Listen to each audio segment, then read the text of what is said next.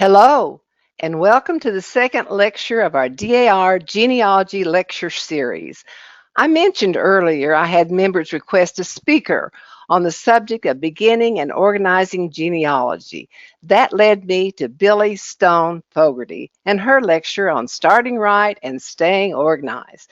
She's a full-time professional genealogist and is a passionate supporter of that professional association. She has served 10 years on the board, which culminated in her tenure as president. Billie was awarded the Graham T. Smallwood Jr. Award of Merit for her outstanding service during 2020.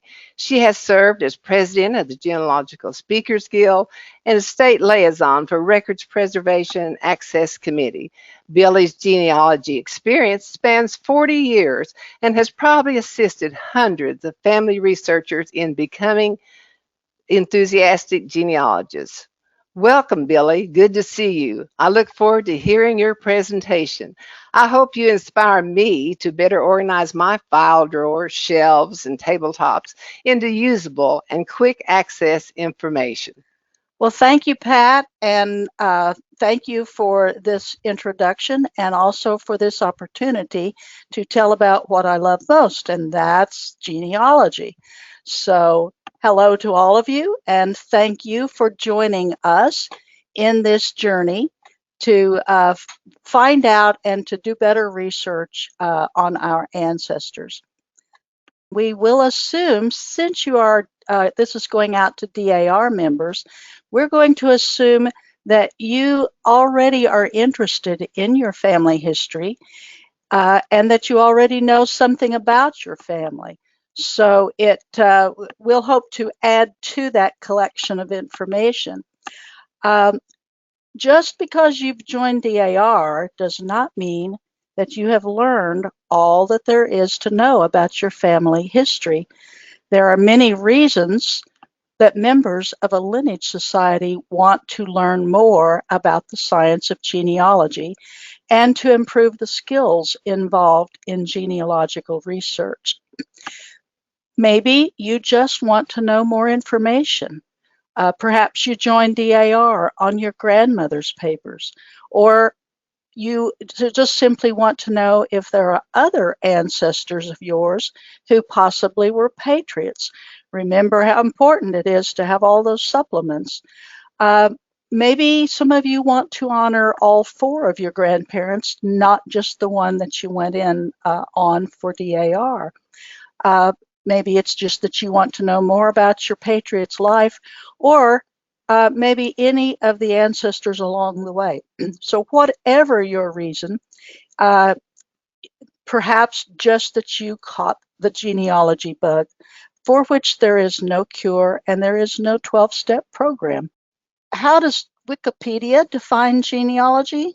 Well, these are the things that we learn from that. They say it's the study of families, family history, and the tracing of lineages. They say that genealogists use oral interviews, historical records, genetic analysis, and other records to obtain information about a family. But mostly, we demonstrate kinship. They make a distinction between genealogy and family history that those of us in the field usually do not make, and that is that genealogy traces the descendants of one person, and a family history traces the ancestors of one person. To us, the two terms are used interchangeably, and family histories do include additional biographical information, family traditions, other information.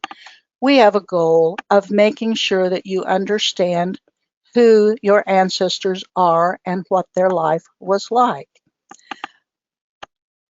So, in a nutshell, what we do is what we believe about genealogy, and that is we locate sources that provide information from which we select evidence for analysis. Now, that's a lot of words that are in bold letters and also underlined. That's just so you don't miss how important those particular words are. So what are we talking about?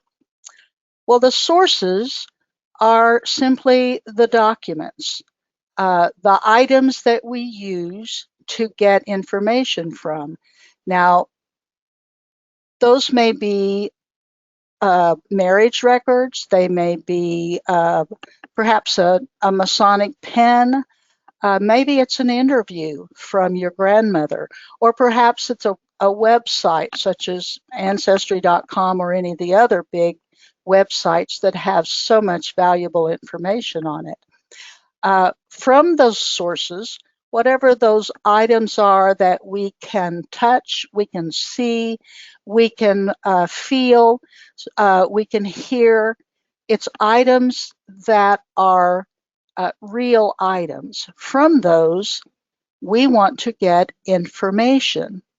Now, the information is a little harder to figure out because we can't really put a finger on information. It's the thoughts, it's what we know, it's what we feel from those sources, but it's more in our minds as to the information. From the information, we gather evidence. Evidence is what we use to answer a question. Evidence is not evidence if we're not answering some sort of a question. It's the information that will answer the question. Now, if you'll notice, there are 3 items underneath each of the 3 items at the top. For sources, not all sources are created equal. Some sources would be considered an original record. Some would be called a derivative. And the third type of source or category of a source would be an authored narrative. And so each of those things are part of how we examine, how we analyze whether or not it is a good source. Just because a source is a derivative source rather than an original source does not mean that it's not a good source, but it's just an original is what was there in the beginning. A derivative could be an index made from that original record. On the authored narrative, it usually takes those original sources, sometimes a combination of original and derivative records, and weaves those into a story that may be more definitive about our ancestors than one single document, such as the original record or the derivative record. The information that we have depends, it is judged on the informant's level of participation in the original event or on their knowledge. So is it primary, which would be firsthand information, firsthand knowledge of what that event was, or is it handed down? Is it secondhand? And the third category that we have here is undetermined. We simply cannot tell what the level of the informant's knowledge is by the document that we have in front of us or the source that we are looking at. And evidence is how well the information that we have gathered answers our research question and the degree of explicitness as to whether it directly answers the research question or it's not explicit, but it is relevant to the question that is asked, or is it negative? From this, we can know that no, it's the old Sherlock Holmes absence of the dog barking argument there. So those are the things that we need to be able to analyze everything that we are looking at. Genealogists work to a standard, and the standard is called the genealogical proof standard. Now, if you've been doing this for as many years as I have, the old standard was just borrowed from the legal profession, and that was the preponderance of evidence. But the genealogical proof standard was developed as a more fitting and a more suitable way of judging our work. It first appeared that I have knowledge of in about 2000 in the BCG Genealogical Standards manual that was edited by Helen Leary. It was published in 2000. BCG stands for the Board for Certification of Genealogists. And as you can see, the Genealogical Proof Standard, or as we call it, the GPS, has 5 elements. And in order to meet that standard, you must be able to meet all 5 of those components of the standard. And those would be reasonably exhaustive research, complete and accurate source citations, a thorough analysis and correlation of all of the information that you have gathered, resolution of conflicting evidence, and the 5th one, a soundly written conclusion based on the strongest evidence. Now notice that it says it must be written. Oftentimes what we find is wonderful research in a person's files.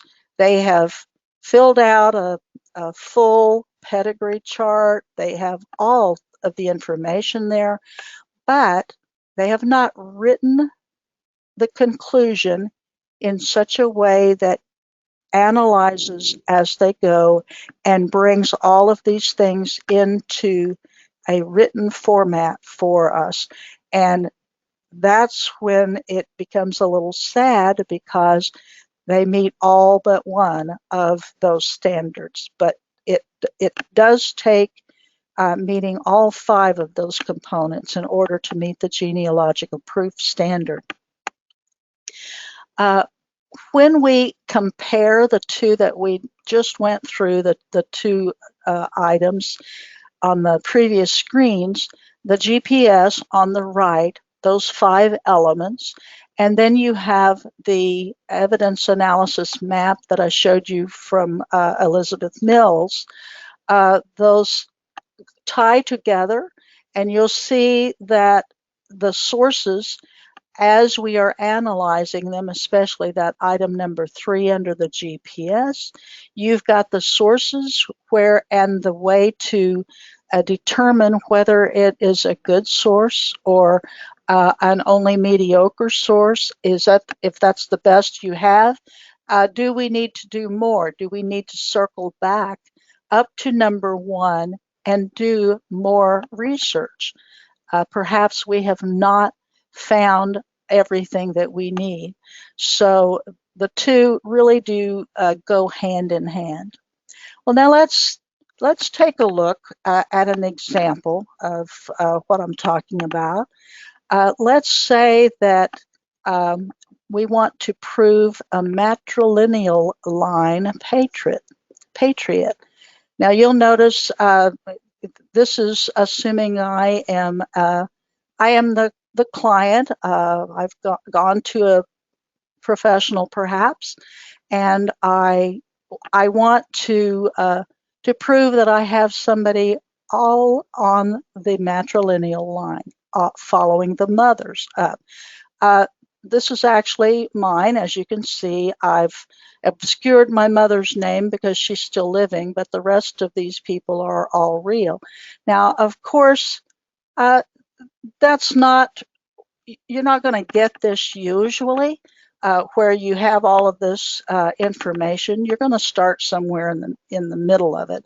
But let's say we're looking at the end result, and we are able to go up to Sarah Staples, who was living during the American Revolution. We know that her husband, Benjamin Stiles, was a captain in the James Island, South Carolina militia.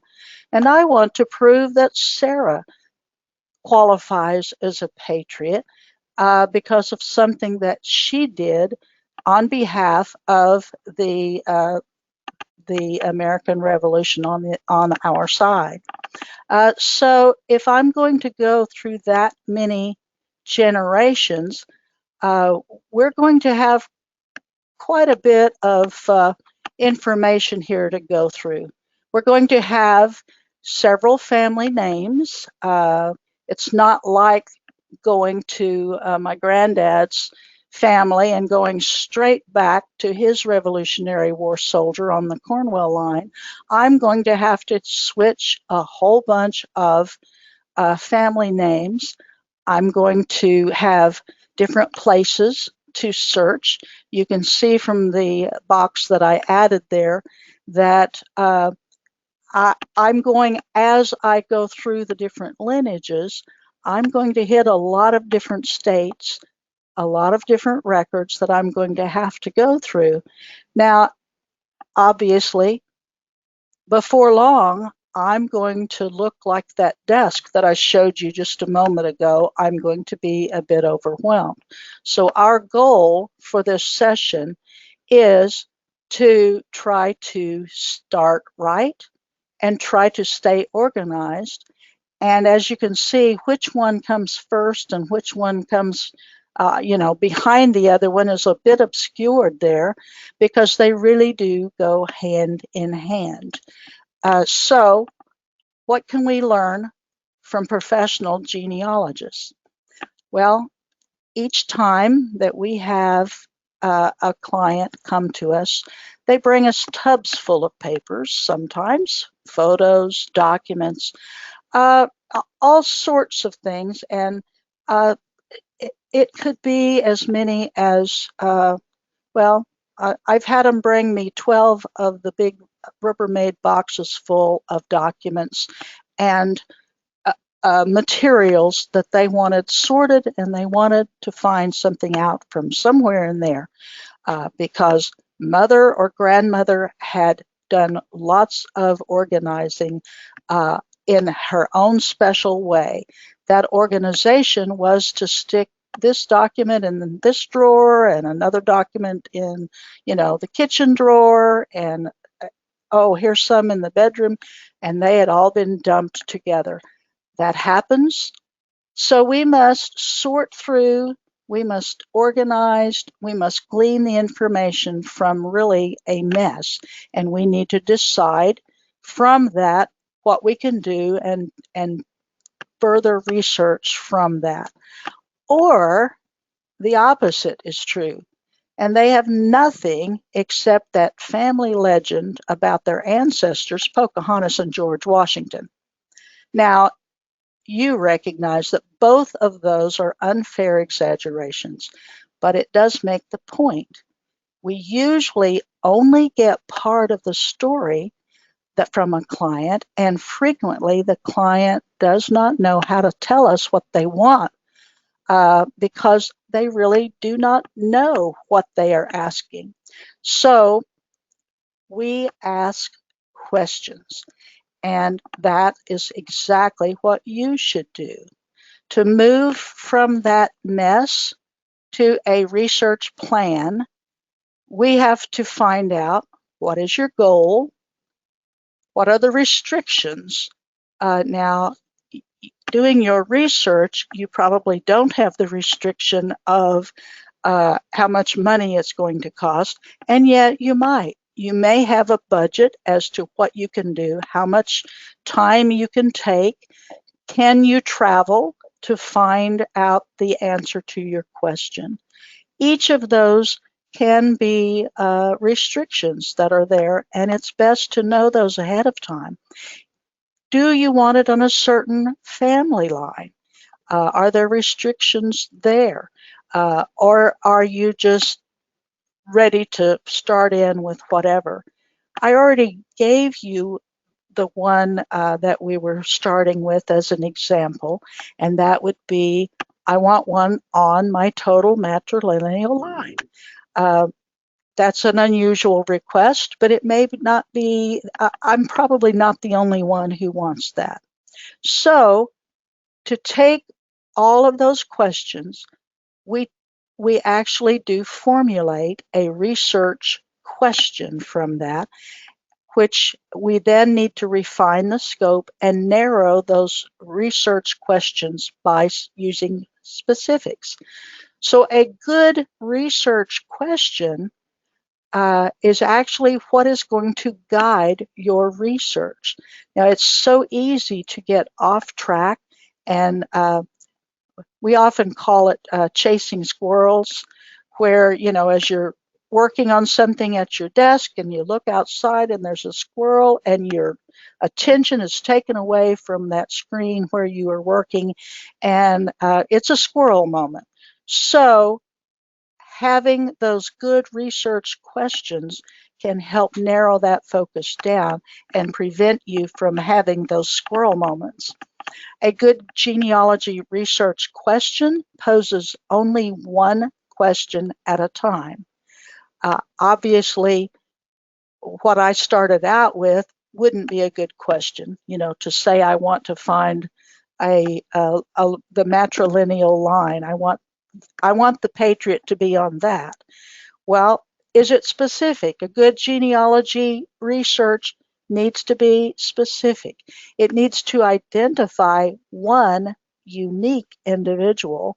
It needs to specify what we want to learn about that individual, and it will help us focus on where to locate potential answers. It usually fits one of these categories that are listed for you there. Needs to prove a relationship.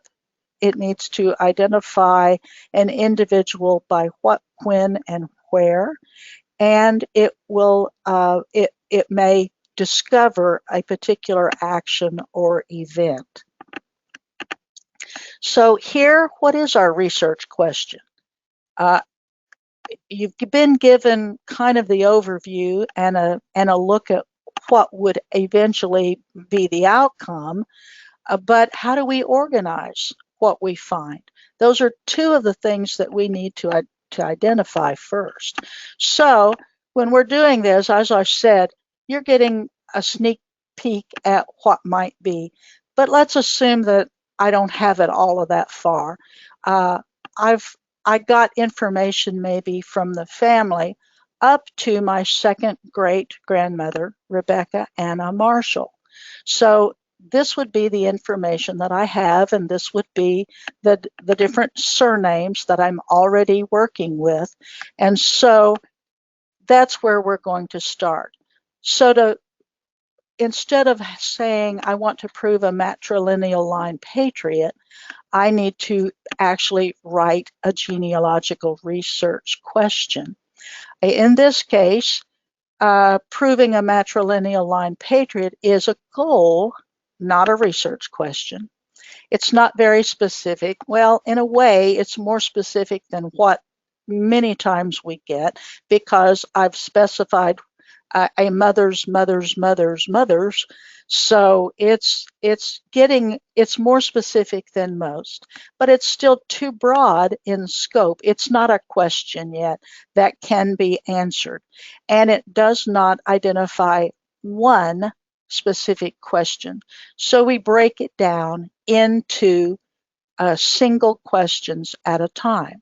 Now, in the course of our project, we're going to ask a lot of different questions, but each research question will need to be answered one by one. So our question then becomes what is shown here by the green arrow. Who was the mother of Rebecca Anna Marshall, wife of Francis Marion Hatfield, who died in Logan County, Oklahoma, November 3rd, 1934. So that's our question. That's what we will try to move on for the next phase of this research project. We have our question. We have identified one single specific person, and we've identified her both by who she married and where she died and on the date. So we have a date, a place, and a specific person, which is what needs to be done. Could it be a different kind of question? Yes, but this is the question that we want to answer. Once we have the question before us, we can now identify different record types which may answer our research question. Now notice it's may, it's not will. Not all record types are going to answer the specific question. Pardon me. We could look for Rebecca's death certificate. It is in the time frame. We know from previous knowledge that Oklahoma does have death certificates dating from the 1930s. So we know that it's possible to find that. We might be able to find a family Bible. We're pretty sure that we should be able to find her on census records going back for several different decades. Possibly we can find an obituary that will tell us something about her family and possibly her mother's name. Other places we might look to find her mother would be newspaper articles or church records or fraternal organizations rolls, probates, wills. You get the idea. There are any number of possible places that we could look to that might answer this specific question. Now, we ordinarily would not look for Rebecca Anna Marshall, let's say in a World War I draft registration for one of her sons, because while it might name her as a possible person who would know where to contact him, it wouldn't have anything to do with Rebecca's mother. So even though that would be a record type that we could possibly find that would have a Rebecca listed on it, it won't have anything to do for her mother, and therefore would not be a good type of record to go to try to find any information on Rebecca. So, so you begin to get the idea that we're going to look for records that will answer the question that we have in front of us. Now, at some point, when we find the answer to that question and we identify the mother of Rebecca, we're going to move on to a new question. As soon as we answer one research question, we pose a new research question. We evaluate whether we have found an answer by questioning every single source, statement, and conclusion. We want to analyze, did we use a variety of independent sources, or are we looking at the same source just from different views and different iterations of that? Did we properly cite that source? If we actually found a death certificate and it actually said what her mother's name was, have we properly cited that source so that we could find it again, or so that somebody following our tracks can go back and find that same source? Were the sources the best we could obtain? If we're looking at a death certificate for Rebecca, obviously it's usually not going to be her mother who is giving the information on that. It's usually going to be someone who is surviving Rebecca, but may or may not have known who her mother was. So is it the best source for that question that we could obtain? So did we analyze and did we correlate our findings? Did we write our analysis and our conclusions? Did we meet the genealogical proof standard? So as you can see, we've already started looking for documents. We've started looking for those sources that provide the information from which we can glean the evidence that we are going to need.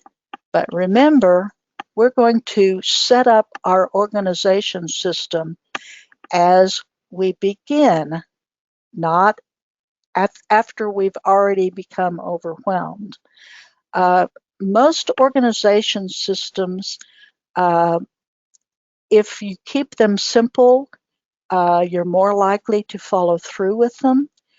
If they are so complicated that no one else can understand what you're doing, it is unlikely that in the long run that you will keep it up, or certainly that anyone would know what you've done afterwards. So for this project, and likely most of your projects, what will work best is if your files are kept by family surname. That's where you're going to be using them. If you separate them out, I've seen people who put all birth certificates together in one file and all death certificates together in another file. So when you ask a question about a particular ancestor, you have to go to 15 different files to gather all of the information. That's really not going to be very helpful. So keeping it in one spot is usually better. It's frankly hard to beat the alphabet, or for that matter, the numbering system. We learn our ABCs and we learn our 1, 2, 3s at a very young age, and basically those are the best way to organize what we have rather than coming up with complicated numbering systems for this particular type of record and so on. The simpler, the better. It's likely you will have both digital and paper files, so make your filing system compatible to both systems. You're probably going to have both, and you're probably going to have duplicates. At least I have found that if I have for instance, if I have gotten a death certificate, we've used that sample a lot. If I have gone to the trouble of getting a death certificate, paid different states have different prices. I've paid the fee for a death certificate. I'm going to have that paper copy of that death certificate, but I'm also going to make a digital copy of that certificate because it's easier when I'm writing up responses and reports. It's easier to pull together a digital copy and insert it in those reports or as an attachment to the reports rather than trying to go to my paper file to pull those out. For one thing, I don't want to send the original off someplace unless, in this instance, if a client has paid for it and they're the ones who would get it, it would be sent to them. But generally, you're going to have a duplicated. Your digital file is going to look similar to your paper file. That does not mean that you are going to then print out everything that you got digitally. So, for instance, the census records, generally a digital copy of that will work, and you don't have to print out a paper copy of that census file and put into a paper file unless you want to. So keep those two things in mind. Now, a computer doesn't organize like we do. It is strictly alphabetically or numerically arranged. It doesn't make exceptions on those, except in odd figures and symbols that do not fit in the alphabet or in the numbering system. And of course, a pedigree chart helps put your family lines into perspective and know how they fit together. So I use the pedigree chart. This is a little bit of a busy slide. My apologies for that. But you see on the left-hand side, you see a pedigree chart. You can tell it's the first of cascading charts that is easily made with your computer program. From it, I'm going to identify the surnames. They're circled for you in the top right-hand little image there.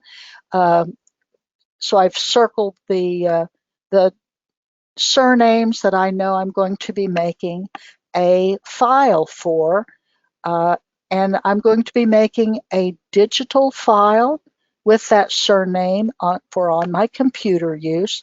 And I'm also going to be creating a surname file for my paper copies. That's the image at the bottom is to show you that.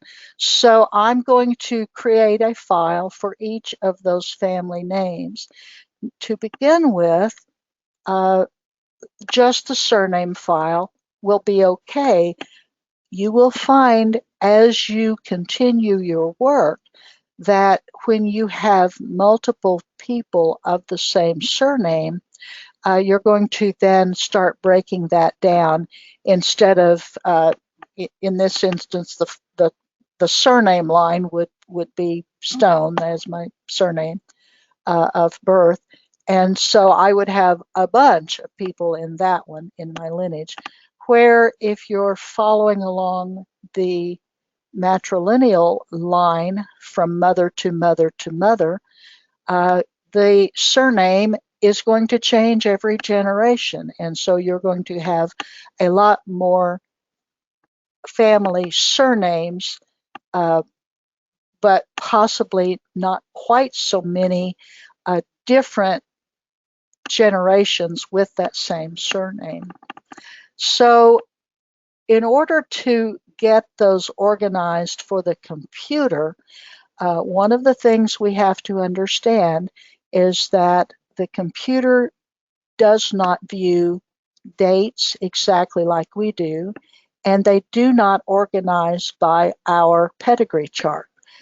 So that's one of the reasons I switched from organizing by my pedigree chart on my paper files, is because the computer just simply didn't handle that very well at all. And so I have borrowed a fellow genealogist's filing system. I've given him credit. His name is Matt McCormick. You can see that up there.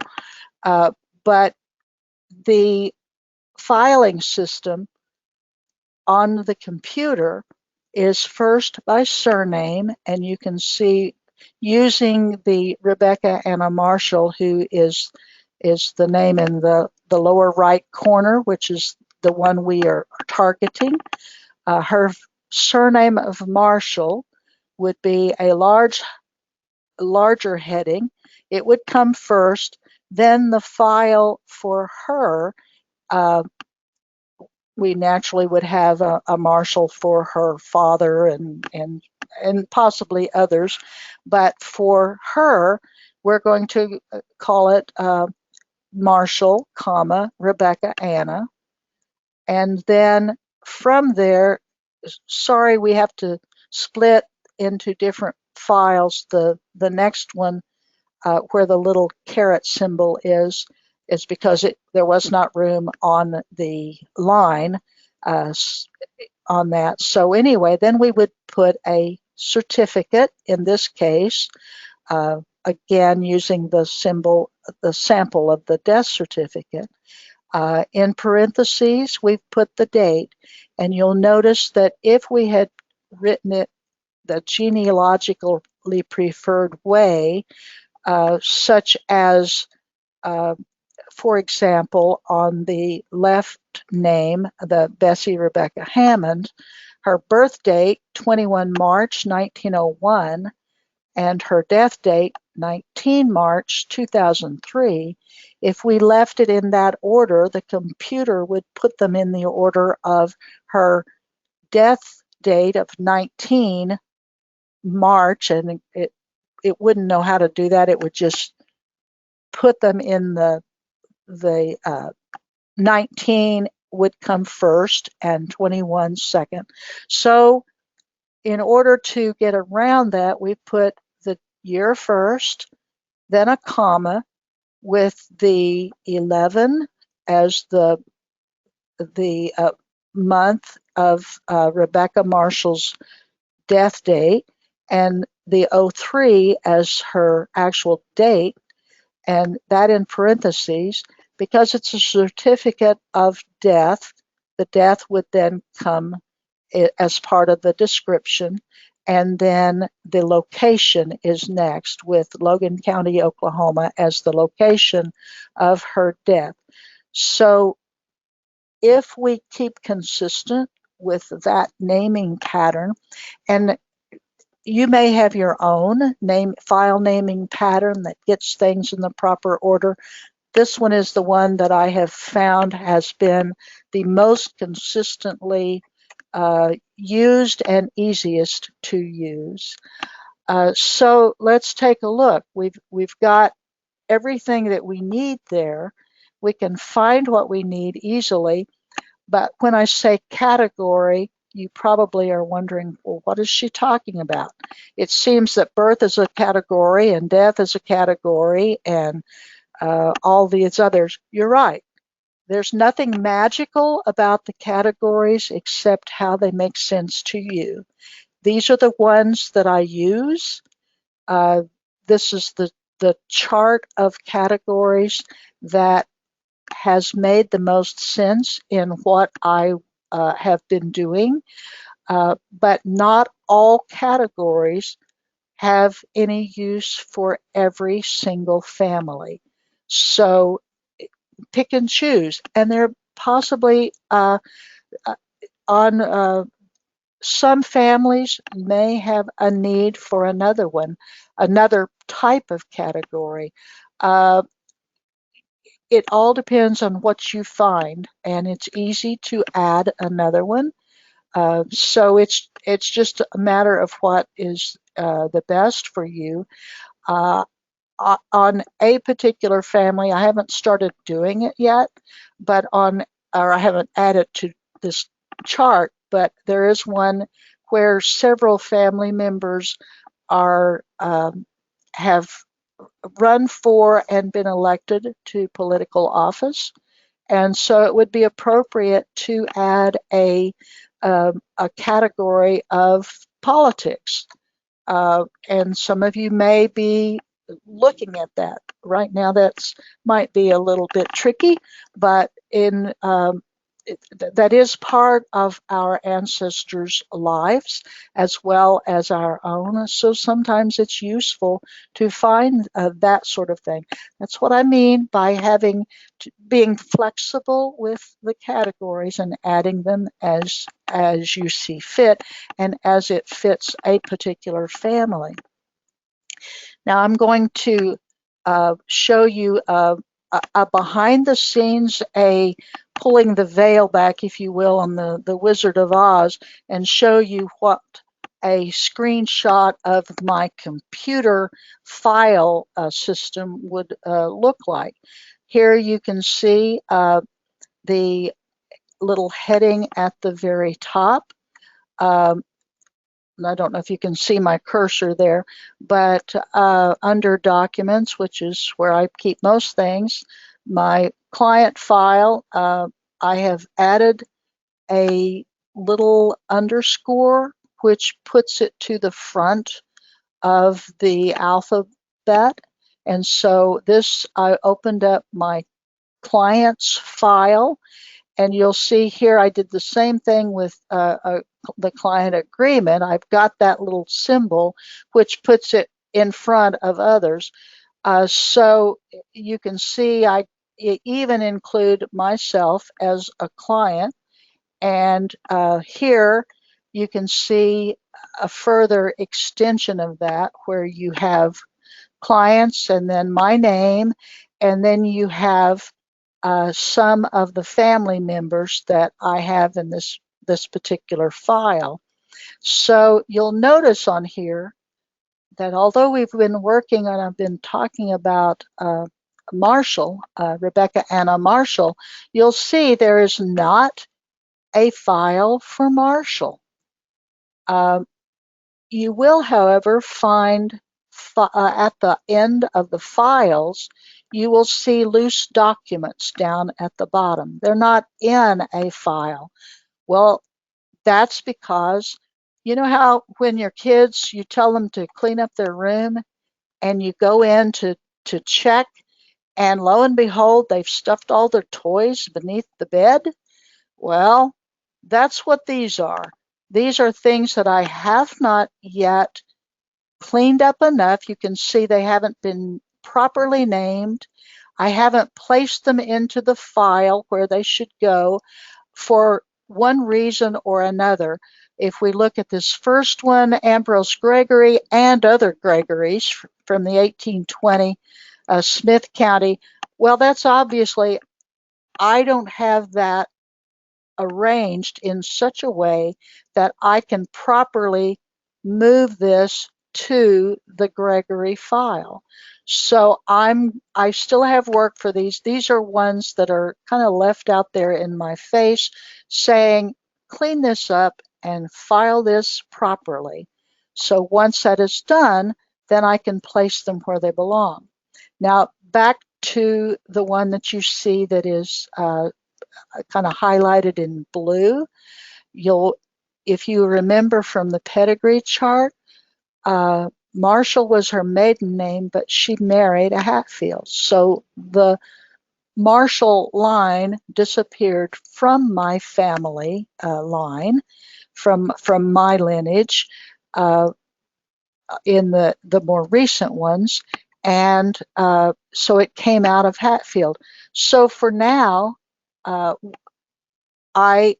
we would have to go to the Hatfield file, and we would find there that we have, under the Hatfield file, we have a Marshall file. And you'll notice there are not as many documents and not as many things, so it starts showing them a little differently, but it's still a file structure like the other. So again, you can see I've got one stuck out here that I haven't properly put in its place. But this way I can go to these, I can find these records, and that little behind the scenes look behind the curtain was just for your benefit today. Don't tell anybody I have stuff that's still left unfiled. So here we have, so far, the tips from our professional genealogist are to first keep in mind and strive for the genealogical proof standard. And it's a good idea to print that out and have it available at any time, being sure to analyze everything. The second tip, formulate a good research question to guide your research. Third, organize at the start and as you go. Keep it up. Begin with it and keep it up. And then we're going to add, keep track of where you have been. Keep a research log or journal. This one, where I found this one, is listed for you, the URL that you have there. If you have not looked at familysearch.org, that is the website for the Family History Library in Salt Lake City, and it has a wealth of information, documents, images from their library. Their whole card catalog is on there, but they also have a wiki, a Wikipedia type um, item for specifically for genealogy, and it is here at that website, familysearch.org/wiki/en/research_logs. And so this is what their research log looks like. It's for years when I'd go to Salt Lake City to research, they would have these printed out and available for you to pick up as you were going through pulling books off shelves and whatever. It was always a good idea to write down the book you were looking at. You can see how this one is made, the ancestor's name at the top, objectives, what are you looking for, what are you trying to find, and where are you looking, what's the locality. The down in the chart, which is similar to just a spreadsheet, the date of the search, the location or a call number where you could find that book again. Usually it would be a book or a film. And then the source information there in that they've called description of source, comments, anything that you found, the purpose, the results, just the information there. And then if you're going to use it later, to use a document number, if you're going to number those documents. This particular one, if you'll notice with the little blue spaces, you can see it's where you can download it from their website and fill it in on your computer. You're welcome to use it. It's free for your use. It is a PDF and one that you can successfully use. That's there for your use, or you can make up your own. Many professionals do make up their own. This one's mine. It's very similar to what those old research logs were. The difference is that it's made to go out to a client with the date, the client's name, the project, and the goal, and then there's space there for the source. Of course, being on my computer, it's going to be filled out, and if it needs, for instance, on the findings sometimes, or even on the purpose, what I was looking for, that could be rather lengthy, and it can go as long as it needs, but it's what keeps us organized. It keeps us on track.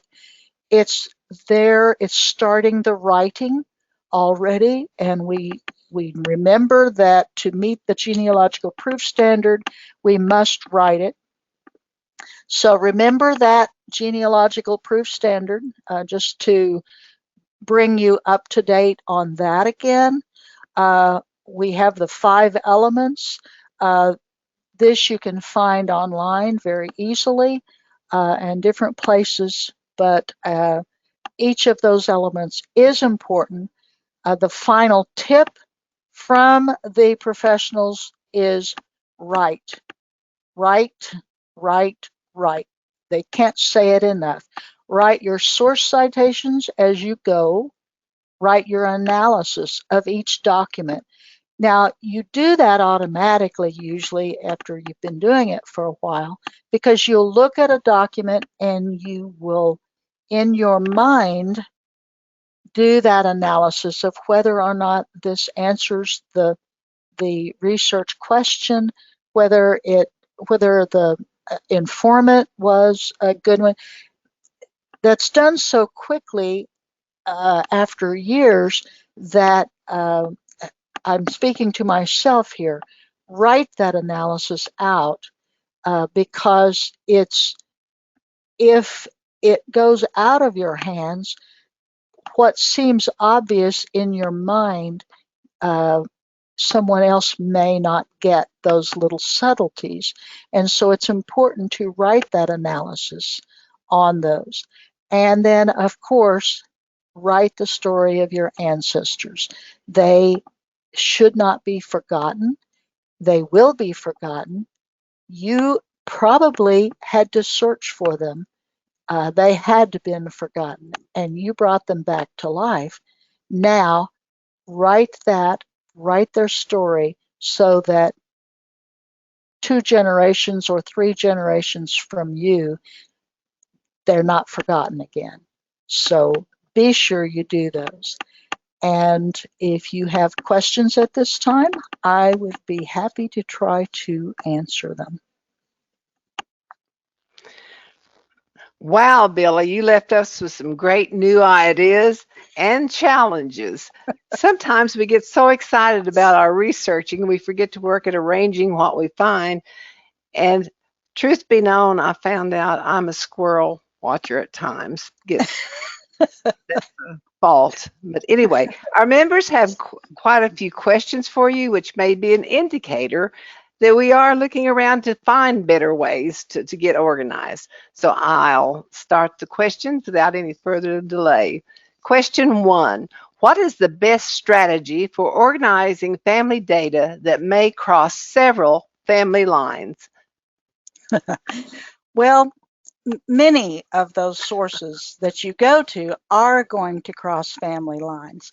And even those that do not specifically state the answer to your genealogical question, you may discover them and say, oh, wait, I have to follow that. Now, that's one of those to where is that chasing those squirrels?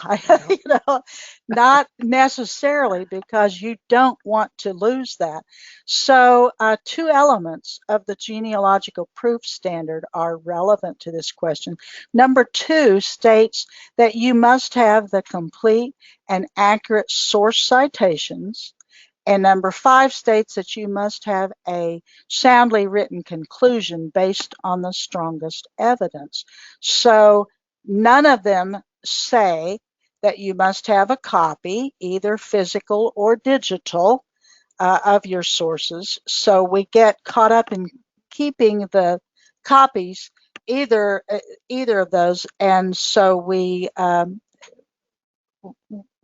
focus on organizing all of those images rather than trying to find just the one.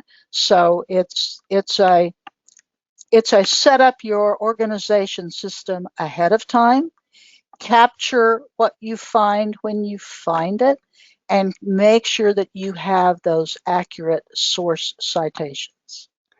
Great. That makes me feel better when I get on those other lines. All right, question 2. I inherited several boxes of genealogy books, family notebooks, and files. Where do I start to organize these materials? Well, I hate to say it, but you're going to have to examine each and every single one of those. You can't just toss them out. You have to be able to keep them, and then it may be that at this point you don't know enough about the particular family line that you've come across, so you set that aside in that pile of unorganized, which is my favorite term. but you may have to set those aside until you do know where they fit and how they fit. Now, if you're organizing by family surname and alphabetically, that's a lot easier to separate those at that time. If you're trying to do it some other way, it gets really, really complicated. So that's, where do you start? Well, I'd suggest you start at the top of the pile. That's a smart alecky answer, but it's true. Logic. Well, and I discovered with a will, you need to turn it over and look on the back. Oh, yes. You do on pictures, you do on any document. It Right, really is, yeah. Okay, Billy, question 3. How do I know what to keep and what to discard? What are the correct records to save and why? Well, you certainly want to keep anything that is original, and not only keep it, you want to preserve it. You want to stop whatever damage has already started on it, which should be a lot. Uh, you'll need to see what you have first before you know what preservation supplies you will need to gather and to purchase usually. But look at those. You'll want to keep anything original. You want to keep anything that is a one of a kind. Uh, letters, I would be sure to keep letters from ancestors. You never know what you're going to find in there. Even if you're having trouble reading those at this point, as you go through reading more old documents, you'll be able to make out more of what you have. What I wouldn't bother saving old photocopies of old census records. If you've got a former genealogist that you've inherited their stuff, they probably made the copies of census pages, because as you're cranking through the microfilm looking at those census records, the old photocopy machines, they didn't do very well, frankly. And now we have much better with the images that are now digital. So I wouldn't keep any of those. Um, with one caveat, if you haven't done that search yet and you've got a record, I wouldn't just cavalierly throw it away until I have gone online and gotten a good digital image. So if you keep everything that is, for instance, I've run across page after page after page after page of somebody's where they have photocopied, dare I say, broken the copyright of books where they've copied nearly the whole book. I wouldn't keep those. I would make sure that you can find the book again before you throw them away. Again, it's a little more time consuming than what you think, because books disappear from libraries. And so you've got several places, libraries, you've also got several places online that have digital copies of some of these rare books. But before you toss, make sure of what you have. Um, but there are so many things like printed out pedigree charts, um, and family group sheets and Onontoffel files. You're probably not going to need 15 copies of that. So, you have to look at what you have and make a judgment of each one. That Thank you. help? That's a great sorting out for us. Thank you. All right, question number 4. What do you recommend for a research plan? It's easy to get off track. How do you keep from rambling to extended lines? You've kind of approached that about 3 different ways, but you can probably do a bullet point for us. Yeah, the research plan, you need to make those questions, uh, turn it into a research question and answer one at a time. Now, there may be an overall plan, and I'd really call it a goal, because you don't really have a plan. But if like mine, the goal is to find a matrilineal line patriot, that's a bigger goal. But each step along the way requires a research question that will fit that particular one. So and as to how do you keep from rambling? By following that research question. If you're trying to answer one question, that will keep you from rambling. That's one of the best answers of the day. It keeps me from chasing the neighbors. Yes. Yes. All right. Question four, five. I'm sorry. Question five, four. Do you recommend keeping documents and/or files by surname or generation, and why? Well, the documents, usually I think what this question is really asking is where does the document go in the file structure?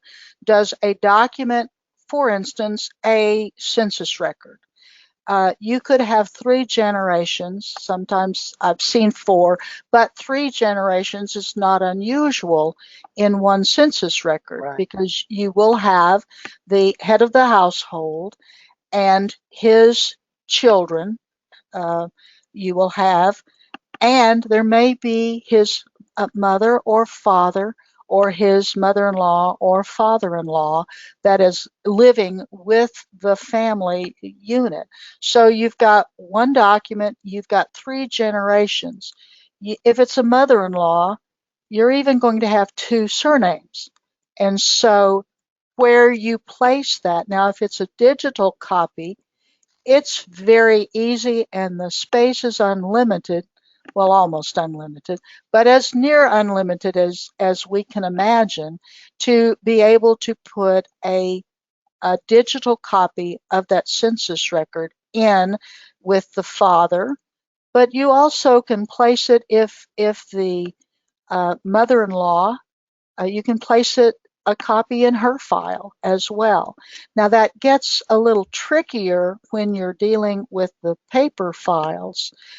So with that one, I usually do not put a file copy of such as a census or other documents in with the different people, but I will put a notation in that there is a census record for uh, mother-in-law A, whatever her name is, in with her daughter and name the daughter or the son-in-law.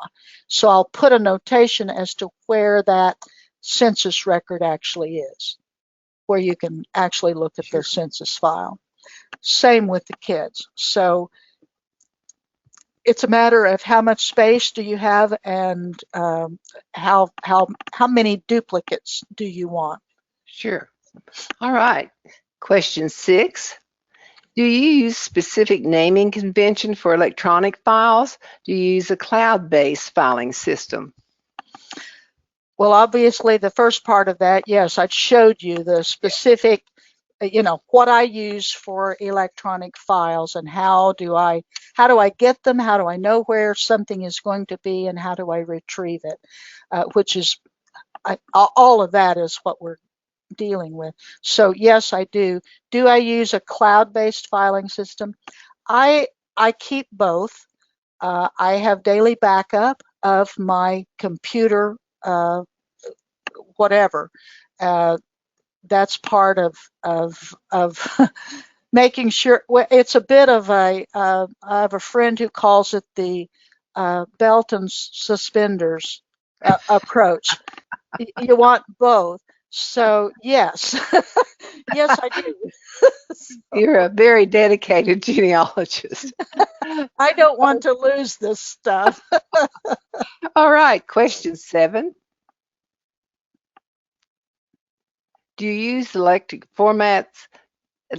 formats to organize paper files? If not, do you recommend using files, file cabinets, or notebooks, and why? Well, it depends on your space. It depends on what you have to use. And I must admit I'm spoiled. I have an office outside my home. I just had to file a report with the county assessor, and I have my office is 900 square feet. It's 4 different rooms, and so yes, I have file cabinets full of paper files. Now, people, because I have not only my own files and information, but I also have the family history of clients. And you would think, if it's taxes, you have guidelines for how many years you should keep what records and all of this kind of things. But for genealogists, you never know when a client is going to come back. I had one about 6 months ago who I had done work for 20 years ago, and their son came back. Well, it happened to be 20 years ago I'd done the paperwork for her DAR membership. 20 years later, her son contacted me wanting to get into SAR. Did I still have the files, from his mother's application? Well, yes, I did. so it's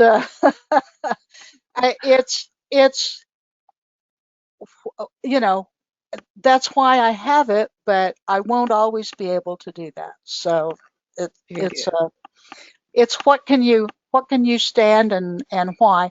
It also asks there, do you recommend using files or notebooks and why? I have used both in times past.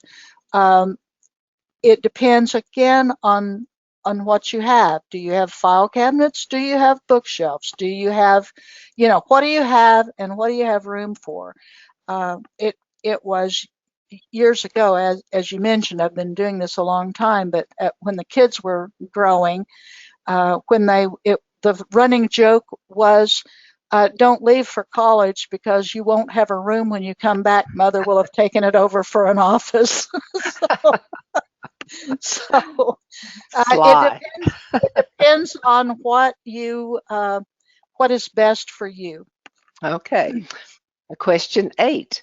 What is the best way to organize electronic files, possible leads, online reference materials, pictures, etc., on my laptop and or cloud service? That's kind of a combination of 2 or 3 of the things that we've talked about.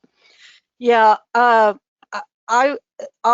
course, I don't file the electronic files for research materials, reference materials, exactly like I do for the family, and I didn't show you that.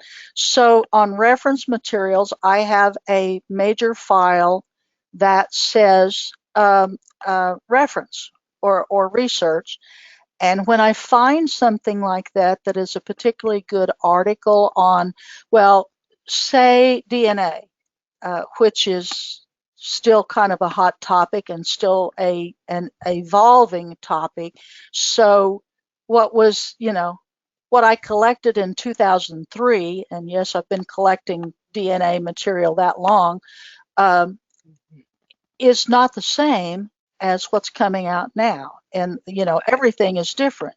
So the DNA file and the articles that I find on that I capture right from the internet, I capture the whole article. I put those into I copy and paste into a Word document. I put where I got it and the date. If it was an online magazine, I'm going to be sure to have the title, the author, the magazine or quarterly, the periodical it came out of. Even if that periodical is online, I capture the date and the URL, because those change. They may not be on there for long. And no, I don't print them out on paper form, but I do keep them in an electronic file that's on my computer. That's one of those things that gets backed up daily. Okay, thank you. Question 9. If you have marriage record, how do you identify it? With male or the female surname? Yes. Another smart alecky response. There are going to be two surnames on that, and usually I designate it if I know Well, even if I don't, I'm going to call that marriage. I'm going to call it, like in the case of my own, it's going to be the Fogarty Stone wedding, because those are the two parties that were involved in that wedding. And I'm going to that's how I'm going to identify it, as that marriage between those two people. So you're putting the female first. In that one, I put on the example I gave you was the male first, but it doesn't matter. If you put, however you do it consistently. Okay.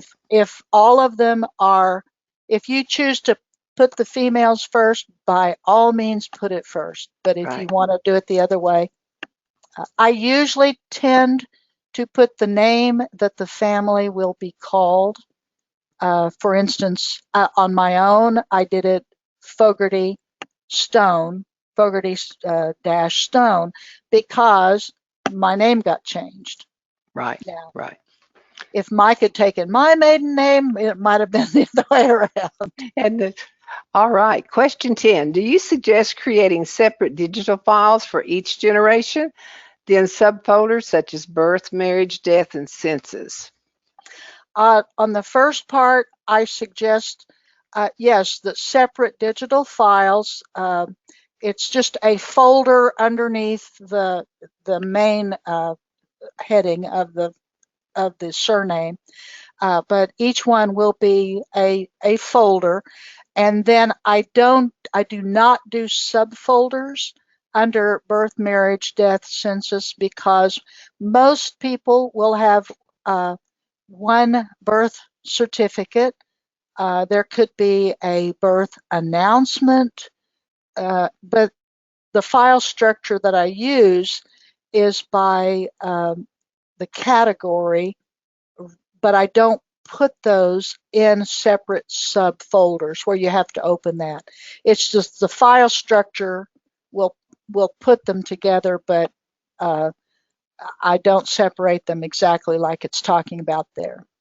Question 11, Billie. For those of us who still keep paper files, what is the best method for organizing them? Well, I think the easiest and the simplest would be on the family information is to just alphabetize them. It works well. I've tried, you name the system, I've tried it, and most of them I end up, they become so complicated that I don't keep them up. Oh. The other is, if it's put in any order other than alphabetized, it ends up changing as I find new families, and so it just works better for me to do the alphabetized. All right, question 12, Billie. Do you print death, marriage, and census records for everyone? Well, I need to qualify that. I do not for the census records. On the birth, death, especially, if I have purchased the certificate, those are generally going to be in paper format, so they're already printed. I take those and digitize them, but I'm not going to destroy the printed record that I paid for, that original record. A lot of the marriage records now, for preservation, have been they've been microfilmed, and the microfilm then is being digitized. And a lot of times I find that if I don't print those out and look at them again, sometimes I have missed things in the past. If I were better at looking at them online, I would just keep the digital copy. But there's something to me about holding that paper in my hand that I'm a bit old school about that. Yeah, So yeah. usually birth, death, and marriage, yes. Census records, no. Okay, thank you. Question 13. Do you organize a notebook for every family or do you use drop folders? If so, how do you handle the number of notebooks or file cabinets? We've discussed that before. Space, Yes, your space. yes. It depends on your space, and notebooks take up an enormous amount of space that is empty. The other is uh, most of the notebooks you're going to have, you either put the document into a sheet protector or you have to put a hole punch in the document. And I choose not to put hole punches in the documents. I do use I use folders, but if it's something that I want to make absolutely sure that I do not lose, I have it's not just a regular 3-ring binder. It is a post binder, which locks the image, the paper, or most likely a sheet protector in place so that it's not going to open. They're way more expensive than regular 3-ring binders, but I have found them to be valuable to keeping things. The other is they have tabs on the ends that you can then place them in a hanging file situation, which means that rather than standing them up on a shelf, that where the pages start sagging after a Yes. time, it keeps them safer and better and less damage to the paper. Great idea. Question 14. When do you branch off into the maiden lines, etc.? Well, um, if it is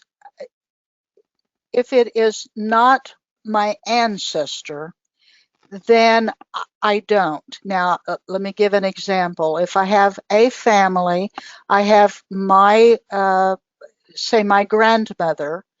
I have researched all of her brothers and sisters, all of the siblings, and I've found, which would be my grand aunts and uncles, and of course, I'm going to keep their children.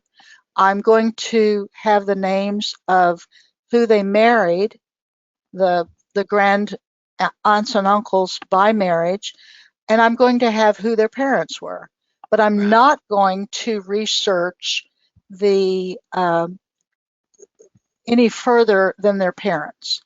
Okay. So, but if it's on mine, if it's a grandmother of mine, I consider my female ancestors absolutely as important as my male ancestors, and their lines are just as important as the male ancestors' lines. So I don't consider that branching off. No, that's great. All right. Question 15. I said we had a lot of questions. They're great. That's okay. How do you organize resources that currently do not integrate into your family tree? For instance, you have an electronic file or paper documents that contain names you feel are related, but you don't know where. Those are that's a little trickier. If it is an electronic file, um, then I might be inclined to keep it more than a paper file. For instance, yesterday I was looking at a document that was it was a registry of the births, and eventually the parish register uh, covered marriages and deaths as well as the births. Well, I had found my ancestors in the births, being baptized, so naturally I'm going to keep that. But this was from the 1740s, 1743. They're a little bit harder to find at that time period, and it was readable, which is wonderful, and it Yeah. was electronic. So I have a tendency to copy all of the pages from that one parish because those are going to be the people who are who marry in Hmm. and who sign wills and who are in organizations with. They may be very important at some point. So Right. if it's electronic, I I will keep that electronic file. If it's a paper file, if I'm researching in that parish, the chances of spending the time and the money to photocopy or take a document, a photo of every page in that parish register, I'm not likely to do. Um, I Right. might for a certain time period, but I'm more likely to be looking for names that I already know. So it's how to, if I've taken the time to capture that, I'm I'm going to typically keep it electronically rather than as a document, a paper You're, document. that's good. All right. Question 16. Where and how do you store your Okay. certified and or Ordered. Yeah, ordered vital records? right. What we Well, just a great question, and thank you for asking that because I didn't cover that in what I was saying earlier. If it's certified, if I've ordered it, if I've paid good money for it, I'm going to make sure that that is in a sheet protector. It's archivally safe rather than I do not just pop it into my file. right. I My paper family files, I take a photocopy of that ordered vital record and put that that photocopy into the actual family file, but then those certified or those original quote unquote those records that have been ordered are kept together in Okay. a separate paper file, and it needs to be in an archival box and the whole bit. Well, that's a good suggestion. All right. Question 17, Billy. How does DAR genealogy work different in terms of organization from what you would do for extensive personal or professional work in which you would use research logs or evidence analysis sheets? I don't consider it any different. It's Good genealogy work is good genealogy work, and so I would do it the same. Naturally, you would not be turning in all of that work on an application, but you would still do it. Okay, thank you. Question 18. What is your recommendation on how to correct an error for a family member that has been perpetuated on the internet or as incorrect? You've just touched on the bane of genealogists everywhere. uh, it, I don't think we can repeat what I would do with those. So, uh, it, you can keep trying. The best way to combat that sort of error that keeps being perpetuated is to prepare a response and a report that would be submitted to one of the uh, peer-reviewed genealogical magazines, quarterlies, or research journals. That would be the easiest, not easiest, because there's nothing easy about that, but it would be the best way to try to combat that. The fact that is that most of the people who perpetuate those errors are not, they do not take the time to actually research well enough to know that they've made a serious error. Correct. All right, question 19. With ancestry and family search records, is there a need to store, label records carefully with credit and or copyrights, or will they be there in the future? How much can we save? Well, most of us know that the internet is a wonderful thing. It can be hacked in a moment's notice, Yeah. and everything can be brought down. So, how will it be brought back up? Probably. And will it be there in the future? Again, probably. So how much you can save is really up to you. How much you are wanting to save is also up to you. But that's a question that only you can answer for yourself. Thank you. Put the responsibility on us, right? Yes. All right, Billy, it's been such a pleasure to have you today, and thank you for taking part in our series. Our next lecture will be Craig R. Scott, presenting part two of his Revolutionary War records titled Records Created After the Revolutionary War. Craig will take a deep dive into finding those valuable records. That presentation will be March 21st. Until then, I'll leave you with this thought. Murphy's Law of Genealogy. Your ancestors' maiden name will be recorded on the one record page that is missing. Good day.